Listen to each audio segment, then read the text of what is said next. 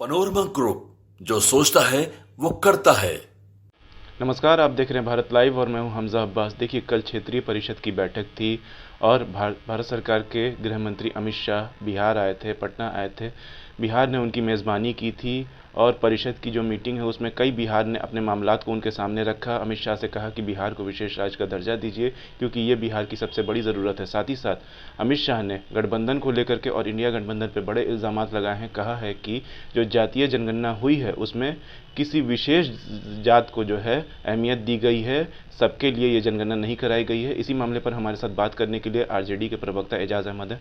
Sir, इसको कैसे देखते हैं? देखिए, सबसे बड़ी बात यह है कि अमित शाह जी गृह मंत्री हैं और गृह मंत्री जी को पता है कि जो बिहार में जातीय गणना कराए गए वो वैज्ञानिक तरीके से कराए गए, साइंटिफिक तरीके से कराए गए, सारे आंकड़े को प्रस्तुत किया गया और उस आंकड़ों को माननीय सर्वोच्च न्यायालय में भी कुछ लोगों ने चैलेंज किया था। माननीय सर्वोच्च न्यायालय ने स्पष्टता कहा कि ये जो आंकड़े आए हैं ये बेहतर हैं और इसके माध्यम से जो सरकार विकास के कार्य को करना चाहती है, जो नीतियां बनाना चाहती है, उसमें हम अड़ंगा नहीं डाल सकते हैं।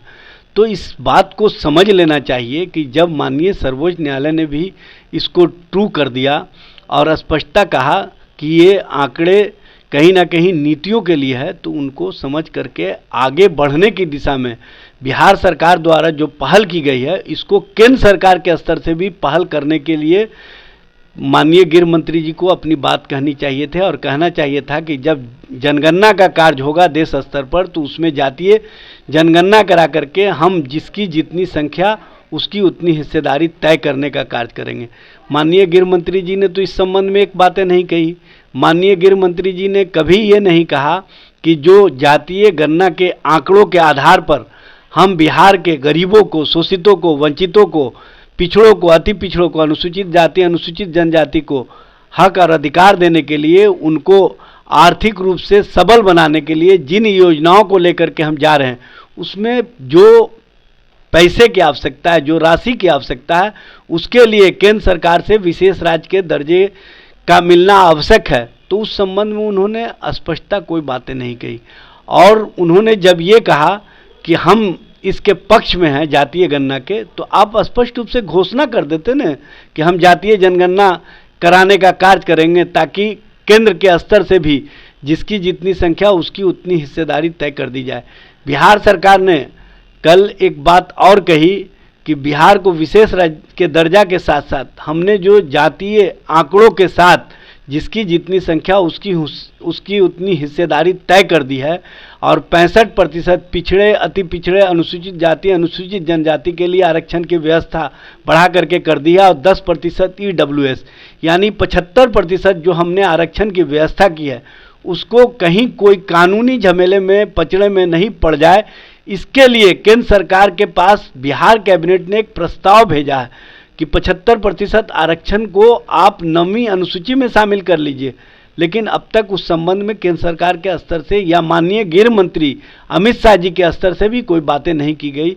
इससे स्पष्ट होता है कि भारतीय जनता पार्टी और केंद्र सरकार की मंशा इस मामले में कहीं ना कहीं जो पहले से उनकी सोच रही है उसी सोच के अनुरूप काम करना चाहते हैं। लेकिन हमारी सोच है कि जो हमने 1931 के बाद पहली बार वैज्ञानिक तरीके से जो आंकड़े इकट्ठा किया, जातीय गणना करा करके जो ऐतिहासिक रूप से देश में नज़ीर प्रस्तुत किया है, उसको पूरी तरह से अमल में लाया जाए और सबको हक और अधिकार देने के प्रति जो महागठबंधन सरकार का संकल्प है उन संकल्पों को पूरा किया जाए।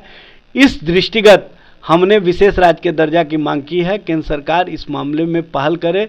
इस मामले में केंद्र सरकार को बड़ा दिल दिखाना चाहिए और बिहार को विशेष राज्य का दर्जा देना चाहिए।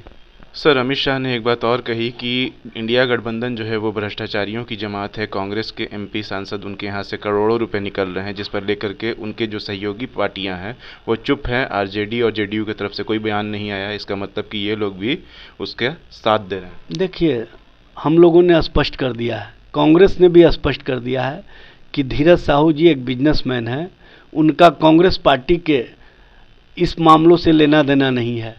IT ने जो छापेमारी की कार्रवाई की है, जो एक्शन ले रहे हैं, उसमें हम कोई व्यवधान नहीं बनने जा रहे हैं और हमने स्पष्टता ये भी कहा है कि हम लोग वैसे लोगों में से नहीं हैं कि अपने वॉशिंग मशीन में किसी को डाल करके उनको स्वच्छ साबित कर दें, उनको सदाचारी साबित कर दें। आपको पता है कि माननीय प्रधानमंत्री जी ने अजीत पवार के संबंध में कहा था कि ये सबसे भ्रष्ट व्यक्ति हैं देश के, और एनसीपी का मतलब होता है नेशनल करप्ट पार्टी, और उस नेता को आपने अपने वॉशिंग मशीन में ले जा करके सदाचारी बना करके भ्रष्टाचार को शिष्टाचार का रूप दे करके महाराष्ट्र का उप मुख्यमंत्री बनाने का कार्य किया। छगन भुजबल जो 2 साल की सजा काट के आए हैं, उनको आपने महाराष्ट्र मंत्रिमंडल में स्थान दिया। जो वहाँ पर अन्य लोग हैं कहीं ना कहीं वो सब दागी हैं, आपने उनको सदाचारी बना करके मंत्रिमंडल में स्थान दे करके जो राजनीतिक रूप से आपने परिचय दिया है उसके बारे में कहने की आवश्यकता नहीं है। और सबसे बड़ी बात यह है कि जो पाइप घोटाले में, जो चुरहट घोटाले में आरोपी रहे हैं हेमंत विश्व शर्मा, उनको आपने क्लीन चिट दे करके असम का मुख्यमंत्री बनाया। आपने नारायण राणे को क्लीन चिट दे करके केंद्र सरकार में मंत्री बनाया। आपने बंधु अधिकारी को जो पश्चिम बंगाल के थे उनको क्लीन चिट दे करके पश्चिम बंगाल में विपक्ष का नेता बनाया। आपने अपने वॉशिंग मशीन से इस तरह के भ्रष्टाचारियों को जो शिष्टाचार का रूप दिया है, हम लोग वैसा काम नहीं करते हैं। हम लोग स्पष्टता जो एजेंसियों के माध्यम से गलत कार्य होते हैं उसको लोगों के बीच लाने का काम करते हैं, बताने का काम करते हैं। और जो एजेंसियां धीरज साहू के मामले में कार्रवाई कर रही है, उस मामले में स्पष्ट रूप से कांग्रेस ने कह दिया है कि इससे कांग्रेस का कोई लेना देना नहीं है। तो हमको नहीं लगता है कि इस पर और राजनीति की आवश्यकता है। और जो लोग राजनीति कर रहे हैं उनको महेश शाह के मामले को भी सामने लाना चाहिए। उनको नीरव मोदी, मेहुल चौकसी, विजय माल्या और अन्य लोग जो भारत का पैसा लेकर के विदेशों में या अन्य जगह पहुंच गए हैं, उनको लाने के लिए केंद्र सरकार के स्तर से, उनको लौटाने के लिए केंद्र सरकार के स्तर से क्या व्यवस्था की जा रही है, ये बात भी अमित शाह जी कह दिए होते, ये बात भी माननीय प्रधानमंत्री जी कह दिए होते। जो कहते हैं न खाएंगे न खाने देंगे, लेकिन जो अपने हैं उनको विदेश जाने देंगे। ये जो नीतियां हैं, इस नीतियों को त्यागना होगा और आपको एकरूपता के साथ भ्रष्टाचार के खिलाफ कार्रवाई करनी होगी। ऐसा नहीं कि जो मेरे साथ आ गए वो स्वच्छ हो गए और जो दूसरे के साथ हैं वो भ्रष्टाचारी हो गए। ये दोहरी नीति और दोहरी जो कार्यशैली है भारतीय जनता पार्टी की और केंद्र सरकार की, इससे कम से कम केंद्र सरकार को बचना चाहिए, ताकि देश में जो भ्रष्टाचार के खिलाफ मजबूत संकल्प के लिए हम लोग संकल्पित हैं, उस संकल्प को पूरा किया जा सके। भ्रष्टाचार के मामले पर दोहरी नीतियां जो भारतीय जनता पार्टी की रही है वो स्पष्ट रूप से दिखता है। ये थे हमारे साथ आरजेडी के प्रवक्ता एजाज अहमद साहब, जो साफ साफ कह रहे थे कि भाजपा जो है वो दोहरी नीति इस्तेमाल करती है, चाहे वो जातीय जनगणना हो या भ्रष्टाचार को लेकर हो। जातीय जनगणना को लेकर के अमित शाह ने कहा कि जो गठबंधन की सरकार है उसने किसी विशेष जाति के लिए जनगणना कराई है, दूसरों के लिए नहीं। अगर सुप्रीम कोर्ट की तरफ से इसको सहमति मिल गई है कि जातीय जनगणना जो हुई है वो सही हुई है, तो फिर भाजपा इसको क्यों सियासी तौर पे इस्तेमाल कर रही है, जबकि उन्हें चाहिए था अमित शाह को कि वो बोलते कि हम पूरे भारत में जातीय जनगणना कराएंगे, ताकि जिसकी जितनी हिस्सेदारी उसकी उतनी भागीदारी हो। और साथ ही साथ भ्रष्टाचार को लेकर के ये भी कहा इन्होंने कि जो उनके साथ है वो भ्रष्टाचारी नहीं है, जो अपोजिशन में है वो भ्रष्टाचारी हैं। ऐसी तमाम अपडेट्स के लिए देखते रहिए भारत लाइव। शुक्रिया। अगर ये वीडियो पसंद आई और वह बिहार के राजनीति और बिहारियत से सरोकार रखेनी तो सब्सक्राइब बटन दबा के चैनल के सब्सक्राइब कर ली।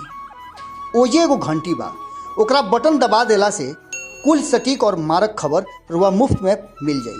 अगर रुआ पत्रकारिता के हमनी के नया प्रयोग में सहयोग कर चाहतानी तो ज्वाइन बटन दबा दी। पेटीएम नंबर नोट कर ली 9386816700। धन्यवाद।